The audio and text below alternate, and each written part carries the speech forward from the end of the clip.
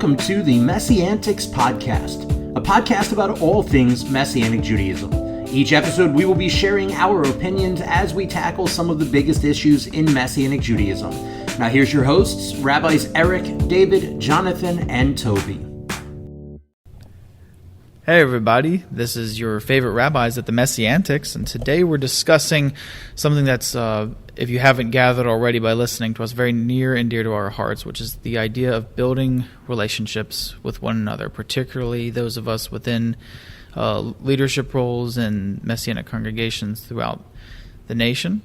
Our focus today is going to be on what ideas do we have for doing that, because we all have several times a year where we meet together to fellowship, to pray over each other, to grow together, to enjoy each other's company, particularly the Southeast Conference, the Rabbis Conference, and for those of us who can go, the Messiah Conference in the summer. We were trying to come up with different ideas and different ways we could foster those relationships throughout the year, not just at those high points. Because those high points are kind of those are usually brief. We like to think we can spend a ton of time together with just really honing in on fellowship, but those are kind of I don't want to call them superfluous, but those are like you run into so many people all at once that it's very again, I hate to call it shallow, but it kind of is. It's kind of like, hey, how you doing? Great. We're glad to be here. This is awesome. How you doing? Great, good. Catch me later. We'll have coffee, or catch me in the patio later. We'll have a cigar or something. Yeah, or the hot tub. So it's hard to be intentionally relational with 150 people at one time, too. Right, and when personally like 50, it's really difficult to get in 3 days. Or 4 days, all of, the interaction you would like to have, especially if you're also trying to go to classes and breakout sessions, and if you have kids and you're trying to drop them off at the nursery, or if you're volunteering or serving in some capacity, then it limits that. So we're really here to discuss today ways in which we could push for better relationships, for ways to communicate and get together more often throughout the year. Yeah, I think that part of it has to be intentionality in doing this and for the purpose of relationship or fellowship. For instance, when we go to the Southeast Conference, the purpose of that is to go to the conference, attend the sessions, and the fellowship is a byproduct of it. In our synagogue, one of our most effective tools for fellowship building among the men of our congregation has been our poker night, which sounds funny because congregations don't always have poker nights. But what we do is we have our men get together and everybody brings a certain amount of money, whether it's $10 or $20 or whatever, puts it in a pot.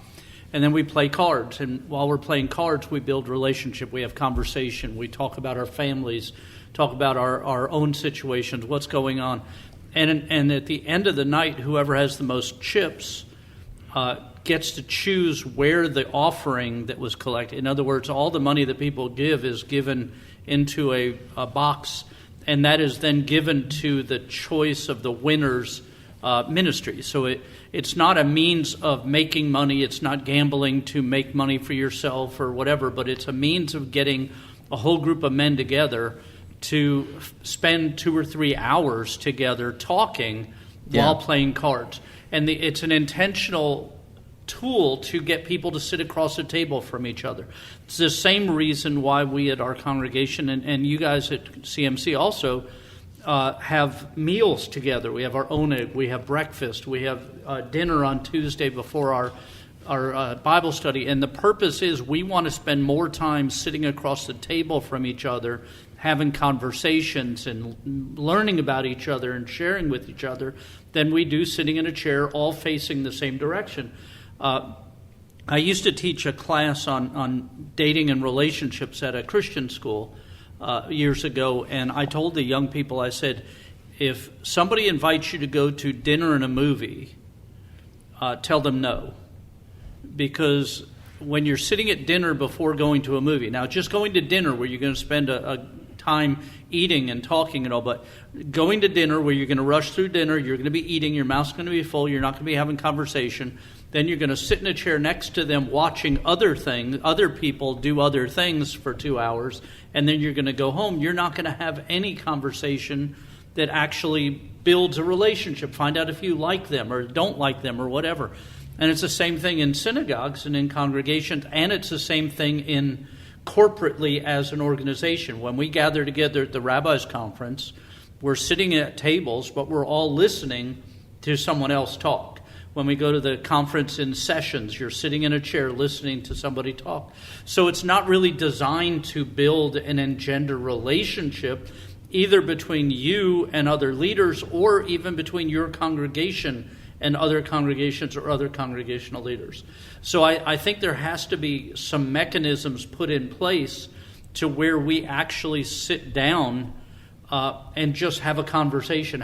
Not necessarily a directed conversation where our topic is this or the subject for tonight is that, but just to sit and say, hey, my kids are doing this, or my wife and I went on this trip, or we went here, or the last, things that are going on in our life, so that we find out. Because the truth is, unless you know somebody, you can't pray for them. Right. And if they don't know you, they're not going to trust you enough and your relationship enough to even call on you when they need prayer. And so we need to do something that engenders, that puts together a relational aspect to what we're doing.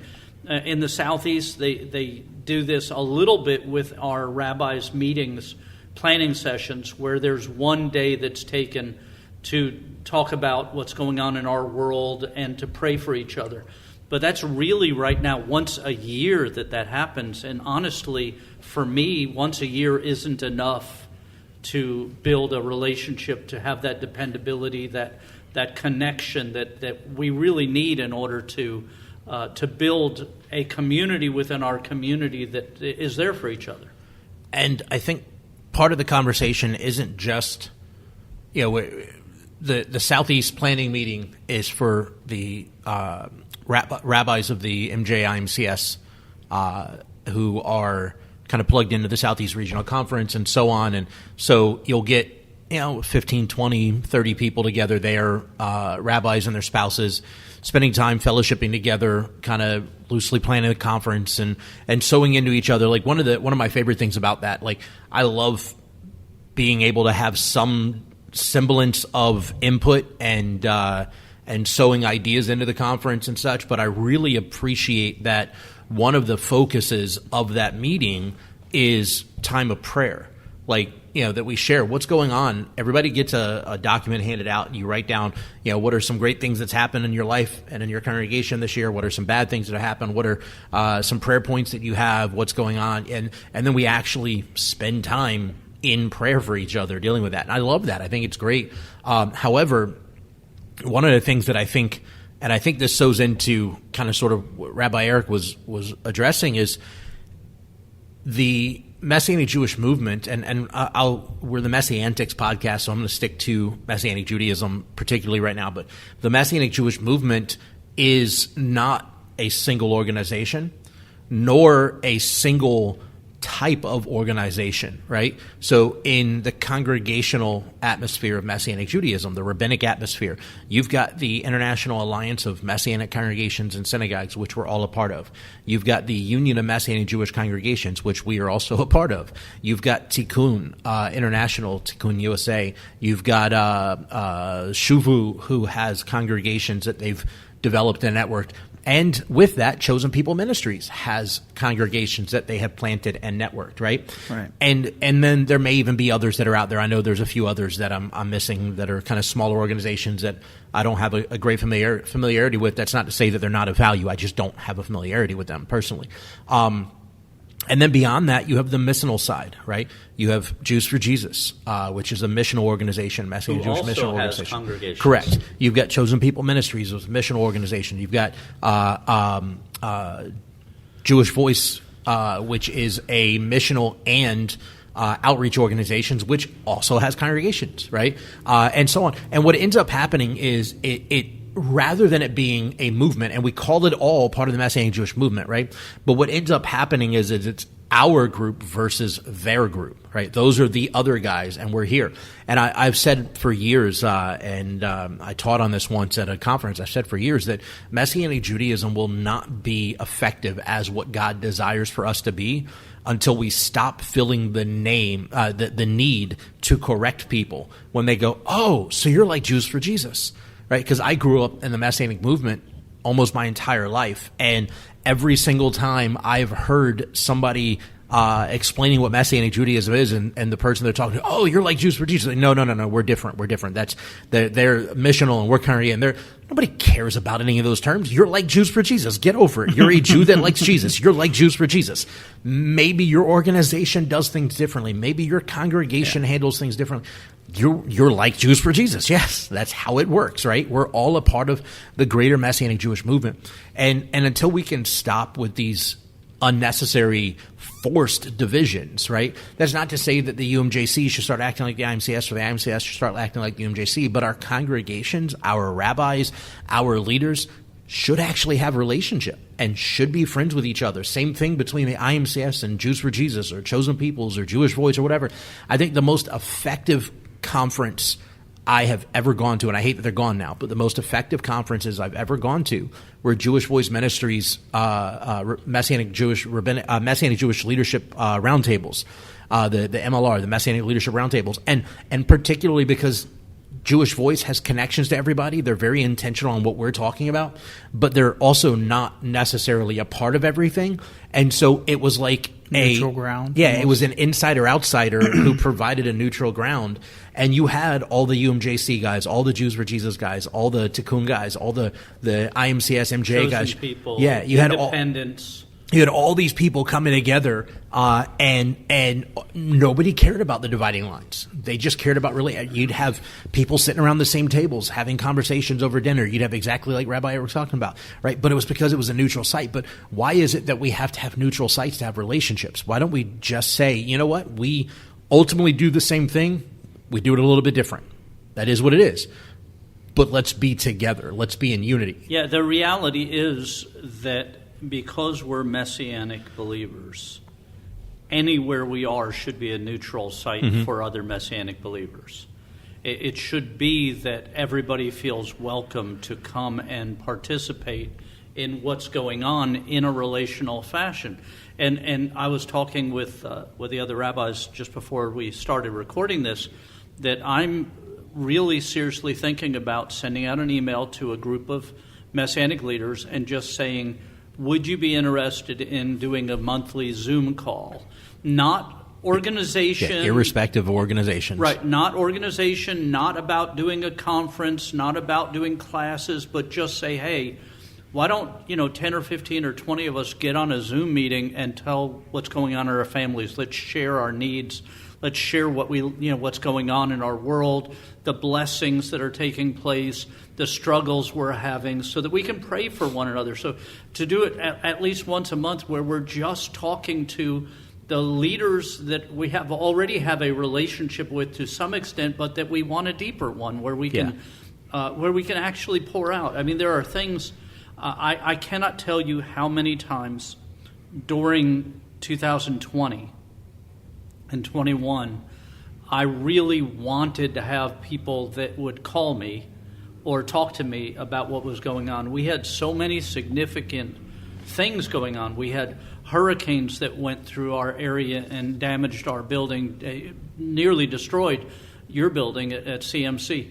We had 9 of our key members of our congregation die. My closest friend in the movement died of a heart attack. Different things were going on. Congregations were shutting down because they couldn't hold services. All kinds of things going on that really needed to have people that you could, if for nothing else, to cry on their shoulder, to pour out your heart, to say, look, I'm struggling right now.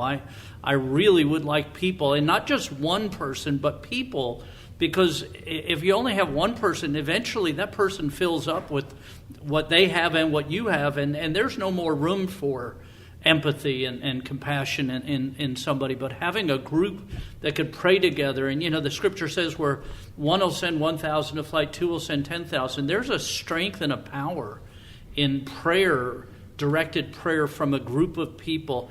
And again, I am very loyal and part of the organizations that our congregation is part of. But I'm not opposed to sitting down with leaders from other congregations and saying, let's pray for each other.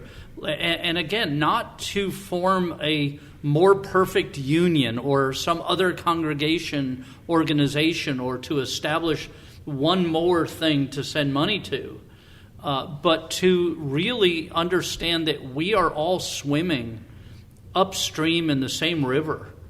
And as we do it, and we're going against the current of culture, we're going against the current of many other faiths and religion, we're going against the current of problems, situations, circumstances that are going on. And sometimes you need to have somebody you can just grab onto and let them swim with you for a little while. And then when you get strong again, change places so that they can rest for a while. And just know that whatever is going to be shared, whatever's going on, is going to be held in confidence and is really going to be prayed for. There's such a need for being able to trust that when I call somebody and say, hey, I'm going through this, I need prayer, or my child is having surgery, we need prayer, that they're not going to just say, okay, I'll pray for you, hang up and go on with whatever they're doing, but they're going to pray.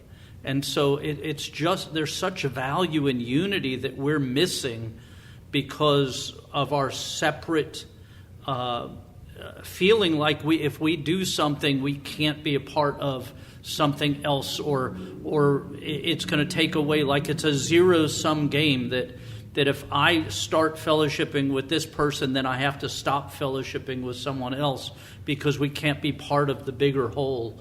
And, it's kind of like, in a small way, we have people that drive to our congregation that live closer to Rabbi David's congregation, to CMC. And they have people that live right around the corner from our synagogue that drive over here because they feel like it's home, because they feel more connected. They have built relationships. They're part of that. Now, I don't sit there and go, oh, you're taking people from my city. You shouldn't have people in my city. And they don't say the same thing there, because we see it as God's kingdom. And it's a bigger picture. We're part of the same kingdom. If 20 people come to faith at CMC, that means 20 more people came to faith in my community. Right. Because they're part of my community. We're not competing with each other. And the IMCS shouldn't be competing with the union. The union shouldn't be competing with chosen peoples. Chosen people shouldn't be competing with Jews for Jesus. Jews for Jesus shouldn't be competing with Jewish Voice. Shuvu shouldn't be competing. Yeah. We should be helping and uplifting and encouraging and gleaning from one another. And right, and knowing that, look, if I want to know how to do an outreach thing, I'm calling Jews for Jesus. I may not agree with everything they say and do, but they have experience. If I want to do a TV program, I'm calling Sid Roth or Jonathan Bernis, people that have done TV programs, and say, look, how did you do this? And ask them for leftover equipment. Right. I'm going to do, if I want to learn how to do worship, I want to contact people like Paul Wilbur or Joshua Aaron or the Samuels or any of the people that Ted Pierce, any of the people that are already doing it. I want to glean from the experience of others and learn. And stop all this stuff with, I can't do this because they're different. Yeah.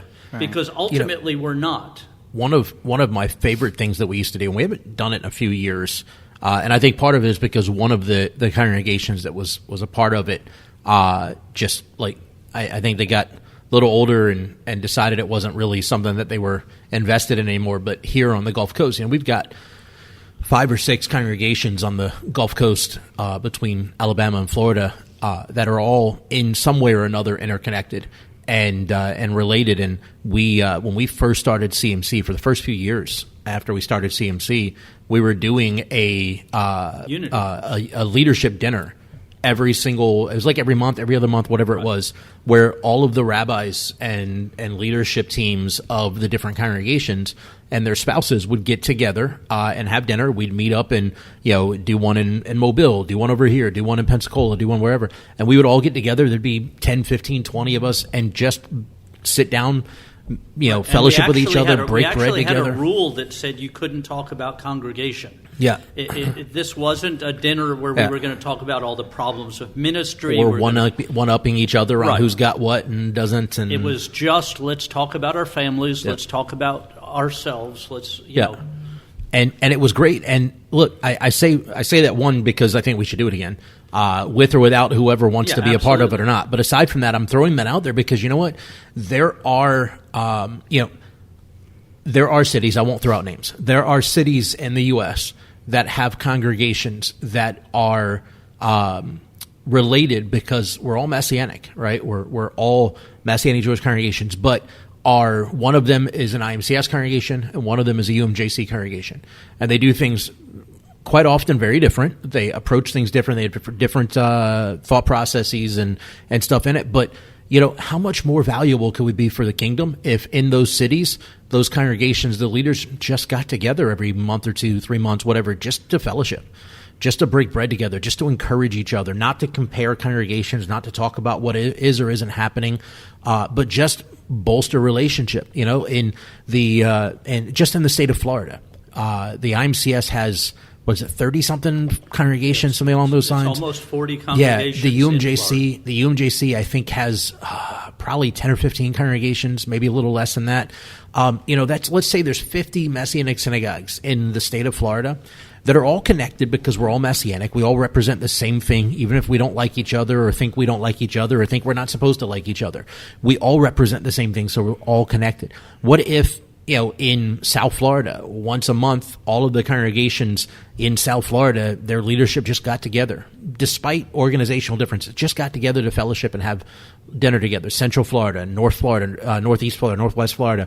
You've got, if you just had these leaders say, look, let's put aside the differences. Let's not focus on that. Let's not focus on who's got a building or doesn't have a building. Let's not focus on who's got an assistant or associate rabbi and who doesn't. Let's not focus on who's got the better worship team. Let's not focus on who's got more numbers on their Saturday morning services. Let's just get together and foster a relationship. What impact could we have to the kingdom? That's not to say that, and there doesn't need to be recruiting. It doesn't need to be anybody talking about, well, this organization is better than that because of this, and we do this and that. None of that. Just come together. Recognize we have differences. Differences are okay. Right? Recognize we may have differences, but we're still in this game together. Like, we're still in the long run, we're on the same team. We're often, I think about, kids' soccer games, little kids' soccer games, right? Where a kid gets excited because they just scored their first goal, and then everybody realizes they scored it on the wrong goal, right? Like, that's how we think, that's how we operate as a movement more often than not, is like we have wins, but those wins we feel like are on the wrong goal. Or somebody else has a win, but it's not their goal. They shouldn't have had that win. And no, everybody's win is everybody's win. Yeah, when CMC wins, when we do something well, when something goes great, that's a win for the kingdom. It's not a win for us, right? Bredon benefits off of it. The IMCS benefits off of it. The UMJC benefits off of it. The greater body benefits off of it. The kingdom benefits off of it. And the same goes around for every Messianic congregation, and honestly for every church that's out there that's legitimate, is there is if they have a win, there's a win, right? And that's a great thing. Wins are good. And this isn't validating things that we think are wrong or different or we wouldn't do. But also not invalidating them either. Invalidating them. That's what I'm saying. This isn't about judging the aspects of either of the groups, of any of the groups. This is about saying, look, we're all Messianic. We're all part of the Messianic movement. We should be able to have a cup of coffee together and have a discussion about each other and talk about who we are. And what our family's doing, and so that we can know, here's where I am, and I need help with this, and not in a business aspect, but just in a relational aspect that we're there. And again, that's why I love the MLRs. And I loved particularly, like the MLR, the Messianic Leadership Roundtable, was held at hotels in Phoenix. Previously it was at Branson, Missouri, but it ultimately ended up being in Phoenix. And then they did it on a cruise ship.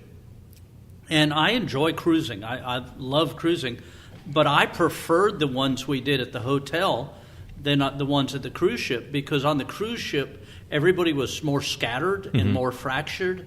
And so you didn't, where at the hotel, in between sessions, everybody was in the same lobby area. You could build and spend you had time. people You had people sitting out on the patio around the fire hanging out. You had people at the bar for hours chatting. You had people, just they were fellowshipping. And doing fun things. And I enjoyed that. I went to a union conference one time, and in the evening they did a Name That Tune thing. There was just a bunch of rabbis and their wives. Somebody had their cell phone out and was just playing the first few notes of different songs, and so nobody was talking about problems in their congregation. Nobody was talking about the next event.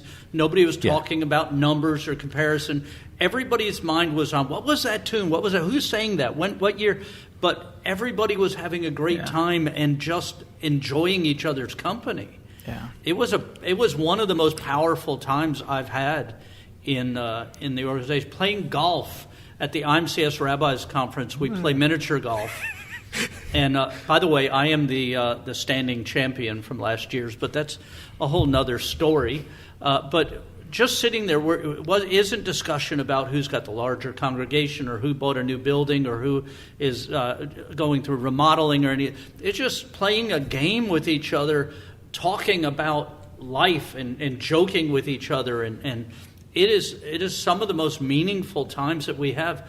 When we first joined the MJA, the IMCS, and we would go to the Southeast Conference, I remember the times where we would be sitting in the lobby till 1 or 2 in the morning, just talking and hanging out with each other, just enjoying company and talking about our kids and our dogs and trips and all the things.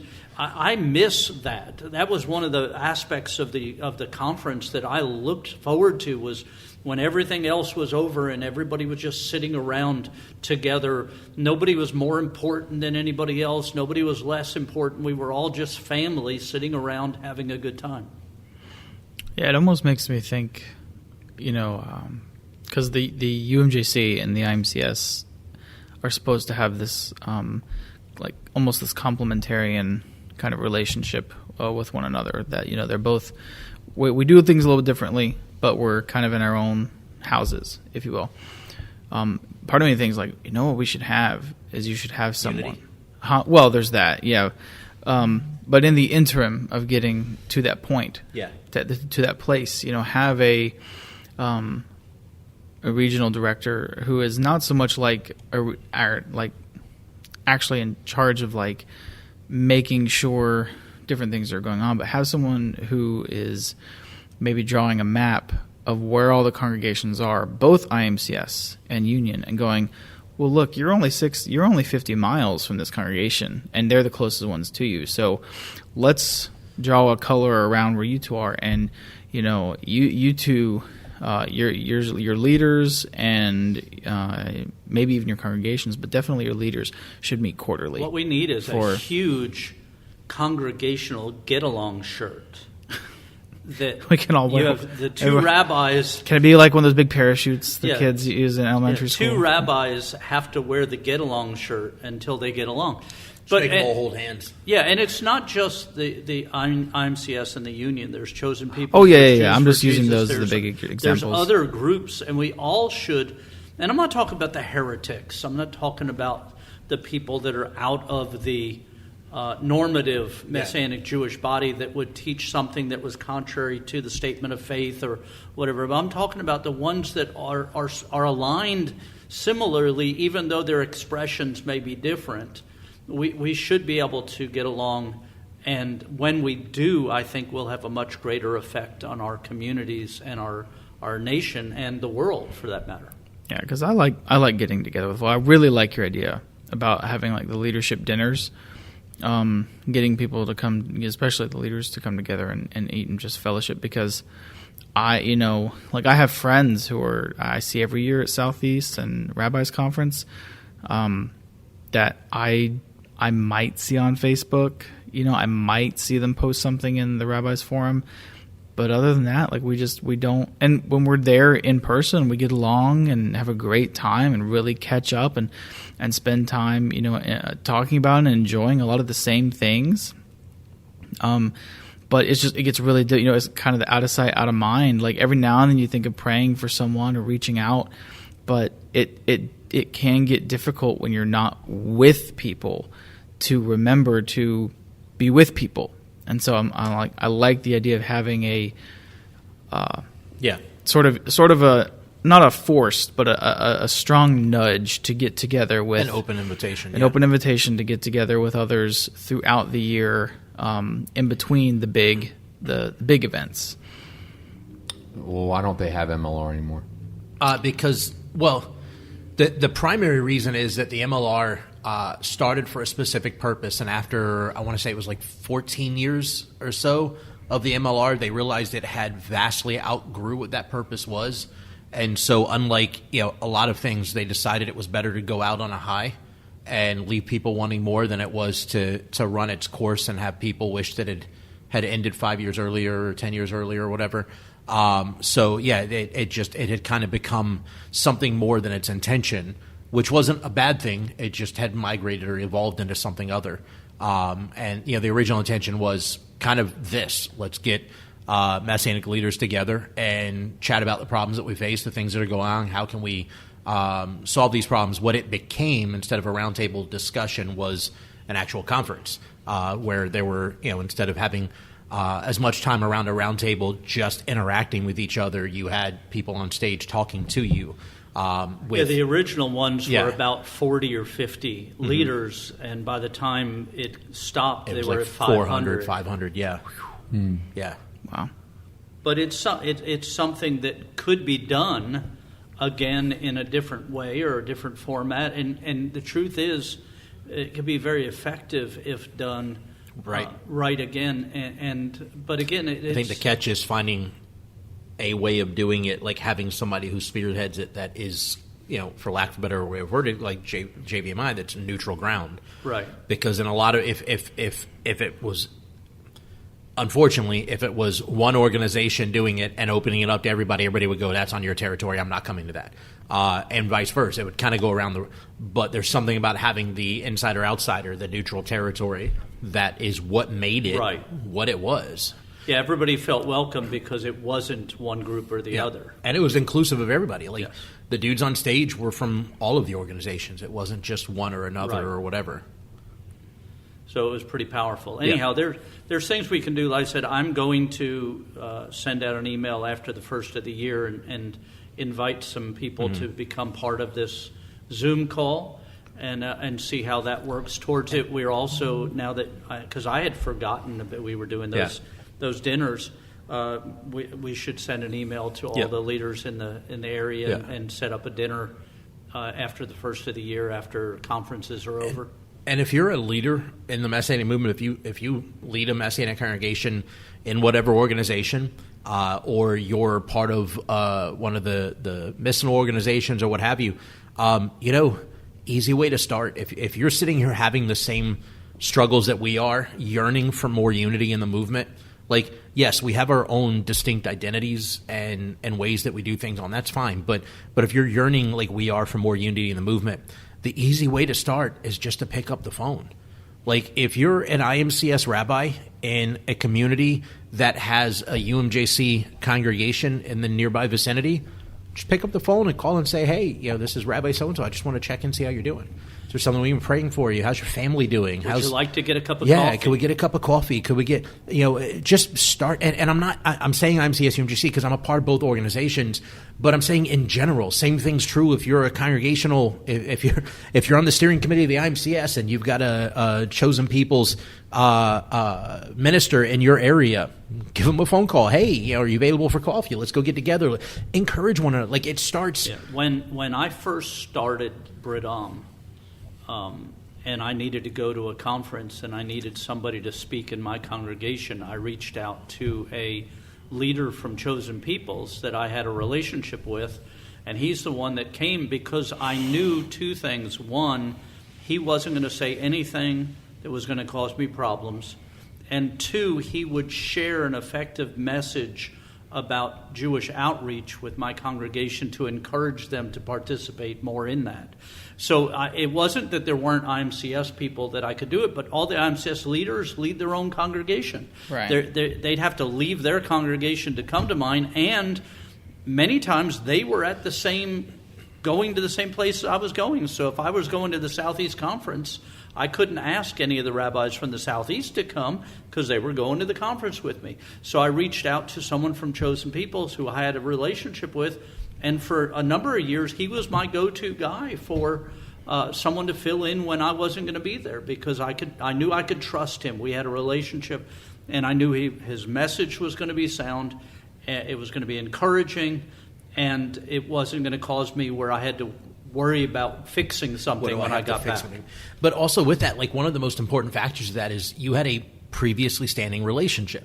So you knew that you could trust him, right? And I think that's where we have to start. If we want more unity, we have to start relationally. We have to start, we've talked about it before. One of my favorite things, Rabbi Jonathan, Rabbi Toby, and I have talked about this a lot. One of my favorite things from all of the conferences I go to isn't necessarily the sessions. The sessions they're fine. They have their purpose. They are where they are. One of my favorite things, one of the things I take the most away from is, the evenings after the sessions are over, sitting out on the patio with, 5, 10, 15 guys having a drink and a cigar and just chatting. And not everybody's having any of those, but just sitting there and fellowship, and chatting. And, we inevitably come out with much stronger relationships because it's just relationally driven. It's not, we're not trying to fix problems. We're not trying to theologically divide whatever. We're just sitting down and getting to know each other, and building relationship. And from there, we actually have a future possibility of unity. Yeah, and please, as you're listening to this, don't think that we're saying that the IMCS shouldn't be the IMCS, or the Union shouldn't be the Union, or Chosen People shouldn't be them, or Jews for Jesus shouldn't be them. Each of these organizations has a purpose and a vision and a goal. There's good people in all of them, but they're part of a bigger thing that should be able to fellowship and be relational with one another, while continuing the vision, the mission, and the purpose of each individual organization. When we're talking about health care, you have the Heart Association, and you have the Cancer Association, and you have the Kidney Association. You have all these different groups that are all part of health care. Now, we don't tell the Heart Association not to exist because there's kidney problems also. Each one has a purpose and a role. And the same thing within the movement. There's reasons for having a missional organization. There's reasons to have congregational. There's reasons to have educational. Gateway has, what's the school you go to? The Kings. TKU, the King's University. Yeah, it's an educational wing. It's a Messianic Jewish program that's part of a college. It serves a function that strengthens the whole, but it's a separate thing. It's a separate ministry, but it's needed, and it's part of the whole. And we don't come against it because it's not what we do. It's not just because it's TKU isn't missional or it's not congregational doesn't mean it's not us and part of what goes on. And that's kind of what I'm trying to say, is that I'm a part of the IMCS, and I think it's important. I think it's valuable. I think it's something that brings good things to my life, my ministry, what I'm doing. I'm not trying to get rid of it. What I'm saying is that we can do better between the organizations without feeling like if I'm a part of this, I can't do that, or it's taking away. It's not a zero-sum game. Yeah, the distinctions are good. The voids are bad. Right. Absolutely. Well, anyhow, if this has been anything meaningful to you, if it's been helpful in any way, if this caused you to think about different things, we want to encourage you to comment in the comment sections below all these things. Connect with us. If you're a Messianic leader and you agree with what we're saying, reach out to us. Let's see if we can't connect and build relationships between us. We may not even know who you are. You may not know who we are, but we want to. And half the time, we're not even sure we know who we are. Yeah, half the time we don't know who we are. So, and again, we don't have to agree with everything. I don't agree with everything I've ever said, but that doesn't mean that we can't have relationship and work towards a goal of seeing Jewish people and non-Jewish people brought to faith in the Jewish Messiah, so that we can see ultimately what the Bible preaches and teaches, that the Commonwealth of Israel will all be saved. Thank you for listening to the MessianTics Podcast. Make sure to subscribe so you can be notified every time we drop a new episode. And be sure to follow and interact with us on social media at MessianTics Podcast.